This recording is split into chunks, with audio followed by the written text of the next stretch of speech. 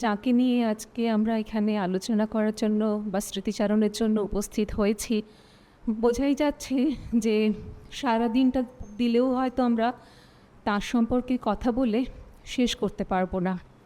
আমার সঙ্গে তার পরিচয় 2010-এ যাদবপুর বিশ্ববিদ্যালয়ে বাংলা পড়তে পড়তে তাকে একটা মেল করেছিলাম সাহস করে। তখন তিনি হায়দ্রাবাদ থেকে এই কলকাতায় এসেছেন। মেল করেছিলাম, আপনার কাছে আমি গবেষণা করতে চাই। মেল করার কয়েক ঘন্টার মধ্যে উত্তর এসেছিল। এতটাই বিস্মিত হতবাক হয়েছিলাম, কারণ তিনি ছিলেন আমার কাছে ওই দেবতার আসনে বসা একজন মানুষ। তিনি এরকম হঠাৎ করে মেলের উত্তর দিতে পারেন, এটা আমার কল্পনার বাইরে ছিল। মেলের উত্তর পেলাম, তিনি আমাকে ডেকে পাঠিয়েছেন ISI-তে।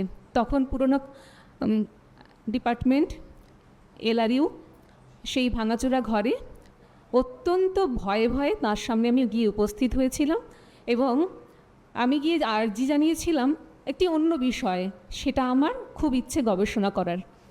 তিনি আমাকে বললেন, শটান, দেখো বাপু, আমি তো এইসব বিষয়ে গবেষণা করি না, তুমি অন্য কারোর কাছে যেতে পারো। আমি তখন ভেবেছিলাম, আমি যখন মাথা নিচু করে ভাবছিলাম, তিনি বললেন, তুমি একটা কিছু বেছে নাও, হয় এই বিষয়ে করবে গবেষণা, তা না হলে তুমি অন্য কারোর কাছে করবে। আমি কয়েক সেকেন্ড ভেবে বলেছিলাম, আমি আপনার কাছে কাজ করব। আর সব থেকে কঠিন, সব থেকে জটিল, সব থেকে ভয়ঙ্কর সেই জিনিস বাক্যতত্ত্ব আমার উপর এক প্রকার জোর করেই তিনি আরোপ করলেন। বিশ্বাস করুন, তারপরে আমি এই এতগুলো বছর কেটে গেছে, আশেপাশে অন্যরা যখন বলেন, ওহ বাক্যতত্ত্ব কি ভয়ঙ্কর, কি নীরস, আমার সেই দিনটার কথা মনে পড়ে। ভাগ্যিস আমি স্যারকে বেছে নিয়েছিলাম, না হলে আজকে আমিও বলতাম, ইস কি কঠিন একটা বিষয়। কিন্তু বিশ্বাস করবেন না, এত আনন্দ পেয়েছি, এত এত আনন্দ পেয়েছি, এবং প্রতি মোড়ে মোড়ে ফিরতে ফিরতে এত আনন্দের সঙ্গে শিখেছি। সেই দিন থেকে ওই ভয়ঙ্কর বিষয় আর ওই ভয়ানক মানুষ দুজনেই আমার বন্ধু হয়ে গেছেন, এবং আজও তিনি বন্ধু, আজও তিনি আদ্যন্ত মেন্টর বলতে যা বোঝায় তার বাংলা যতভাবে করা যায়, তিনি ততগুলো দিক থেকে আমার চারপাশে আছেন। আমি বিশ্বাস করি তিনি থাকবেন। কষ্ট একটাই, তাকে নিয়ে বলতে গেলে আজ আমি সেই স্মৃতিচারণায় যাব না। কষ্ট হচ্ছে যে প্রকল্পগুলো চলছিল, সেই প্রকল্পগুলো কি করে আমরা এগিয়ে নিয়ে যাব, কারণ আমাদের সঙ্গী সাথী সত্যিই খুব কম। একটা প্রকল্প চলছিল, তার শেষ যে প্রকাশিত বই ভাষার আকৃত চেহারা, তার তো নির্ঘণ্ট নেই বইয়ের শেষে।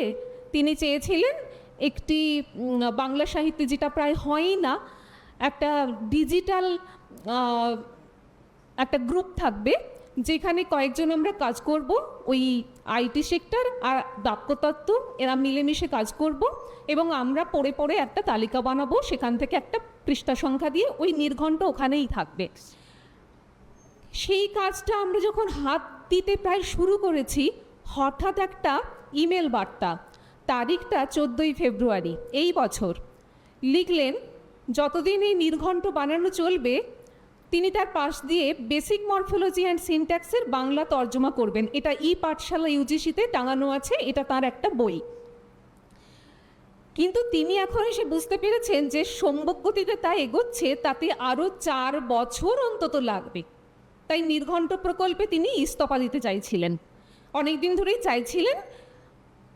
আবার এটাও ভাবছিলেন ততদিন আমাদের সবুজ সইবে না ভেবে, মানে ওই 4 বছর। তো ইচ্ছেটা কিছুদিন ধরেই হচ্ছিল। অবশেষে 14 ফেব্রুয়ারি সেটা জোরালো হলো, যখন দেখলেন একটা বিশেষ শব্দ ভেরিয়েবল, লজিকে বা যুক্তিবিদ্যাতে ভেরিয়েবল উনি যে বাংলা করেছেন, ওখানে ফাংশনের বাংলা সেটাই করা আছে। সুতরাং দুটো যাতে না সমাপতন ঘটে, তাকে একটা অন্য বাংলা করতে হবে, এইটা ভেবে তিনি এটা এখন মুলতবি রাখতে চাইছেন। কারণ যত জায়গায় উনি ওই প্রতিশব্দ দিয়ে রেখেছেন, সব জায়গায় ধরে ধরে বদলাতে হবে, এত সময় তার হাতে নেই। লিখলেন তো ঠিক আছে, এটা আমাদের কাছে তথ্য। এবার উনি যেটা বললেন, আমি একটু বলি যে তার এই সেন্স অফ হিউমার, লিখলেন যে থিসিসের ভিত্তিতে বই লেখার 15 বছর যে সংকল্প করেছিলাম, যেদিন জলাঞ্জলি দিলাম সেদিন নিজেকে মুক্ত বিহঙ্গ মনে করেছিলাম। এবারেও এই প্রকল্প বাদ দিয়ে নাকি তার সেই মধ্য যৌবনের সুখস্মৃতি ফিরে এসেছে। আচ্ছা, এটা তো গেল। এরপরে আরও চলল, নিহার রঞ্জন রায় এক বক্তৃতা সভায় বক্তৃতা দিতে দিতে প্রথমে তার প্রথম যৌবন, তারপরে তার মধ্য যৌবন, তারপরে শেষে যখন তার শেষ যৌবনের কথা বলতে শুরু করেছেন, হলের শেষ থেকে এক যুবক একটি স্ল্যাং শব্দ উচ্চারণ করে বলেছিলেন, যা বাবা আর যৌবন তো আপনার ফুরোই না। এটা উল্লেখ করে উনি বললেন, আমারও হয়েছে সেই দশা।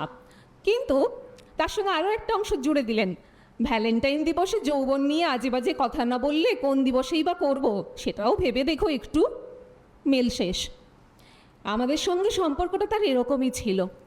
বেসিক মরফোলজি অ্যান্ড সিনট্যাক্সের যে তর্জমা শুরু করেছিলেন, পদানুতত্ত্বের আর বাক্যতত্ত্বের উপক্রমণিকা, আমরা আসলে, আমি আর এখানে উপস্থিত শুভাদি, আমাদের তিনি আখ্যা দিয়েছিলেন যে আমরা তার স্বেচ্ছায় সমস্ত বাংলা লেখার প্রথম পাঠক হওয়ার দায়িত্ব নিয়েছি। যারা তাকে চেনেন তারা অবশ্যই জানেন এটা স্বেচ্ছায় নয়, আমরা বরং ধন্য হয়েছি। এবং এই প্রথম খসড়া পড়ার দৌলতে আমার কাছে সেই পদানুতত্ত্বের আর বাক্যতত্ত্বের উপক্রমণিকা বইটির মাত্র দ্বিতীয় অধ্যায়ের দ্বিতীয় উত্থাপন অবধি এসেছে।